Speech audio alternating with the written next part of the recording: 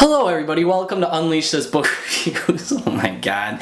Dean Gornitis, Unleash This Book Reviews, with a host that's always in desperate need of a haircut and always forgets to shave. Today I want to talk to you about a novella, a short novel of sorts, titled The Mezzanine by Nicholson Baker, which was published in 1988, was the author's first published book, and is often considered his most important and most recognized piece to date. Arguable. Debatable, you know.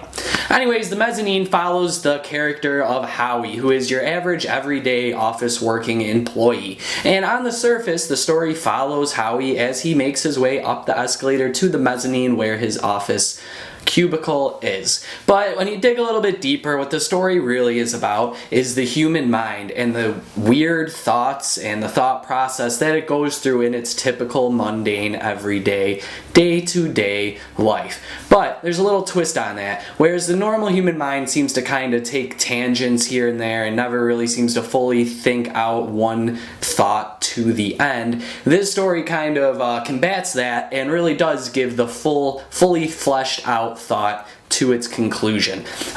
Heavily detailed work here.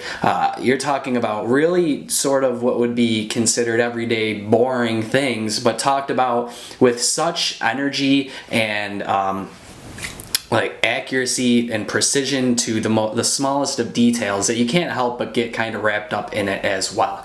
And you can tell that this has had major influences on authors across the board. Immediately in my mind, just because he is an author that I like a lot, David Foster Wallace popped out here. You can see that he kind of borrowed a lot of his technique from Nicholson Baker in this story in particular. Specifically, like footnotes, for example, are used heavily in this story in the same type of way that David Foster Wallace would use them. I also believe that this story is heavily rooted in sort of a consumerist culture and the effect that that has on us in the way that we see things and comprehend them. So living in sort of a capitalist consumerist society, we are heavily, the cornerstone of what makes things work is sort of the mundane 9-to-5 job. The large majority of people that are in a system like this have to work jobs that they don't particularly find to be dream-worthy, I suppose you could say. And it seems to me that Baker is kind of taking a look at that and seeing how that type of life reflects the way our mind processes things. And immediately you can tell how he focuses in on very sort of small, uninteresting, maybe unimportant things during his sort of small, uninteresting life that he lives. And he's also, these thoughts are heavily, they're focused on like technology and consumerist type things that are always changing. So just off the top of my head, he thinks about record players, hand dryers in the bathroom, perforation on paper, and how that's kind of evolved and how brilliant of a thought that was, staplers in technology and how they've kind of changed along with trains and the rail system, and always kind of caught up in this like, you know, chugging of the constant now of what's getting better, how has it changed, and the technicalities that's involved in that. Now, a detail that stands out to me is that when Howie's coming back up to work, he's coming back from his lunch, and he buys for lunch sort of the most like traditional American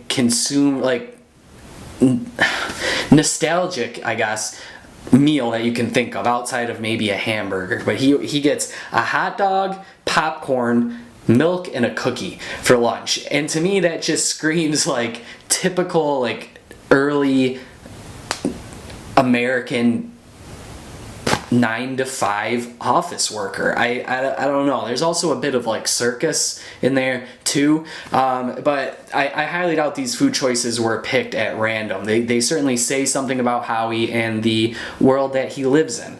Lastly, I'd like to point out that this story is about 148 pages, I think, for most people's copies. 148 pages long. To me, I thought it was great and really fun until I like hit the 100 page mark, and and suddenly I just got like bored with it and understood what Baker was trying to say, and felt that he didn't really necessarily need another 50 pages to do that. It kind of lost its novelty, its spark after that 100 pages, and I kind of, personally speaking, feel like maybe it could have got edited down to that level, and maybe it would have been better off for it. But that's certainly an opinion that'll change from one person to another. That's not set in stone as being right or wrong. So that is my thoughts on Nicholson Baker's The Mezzanine. Recommend it, definitely. Get to know your roots, you know. This guy definitely influenced a lot of the contemporary authors and what they're pushing out there today.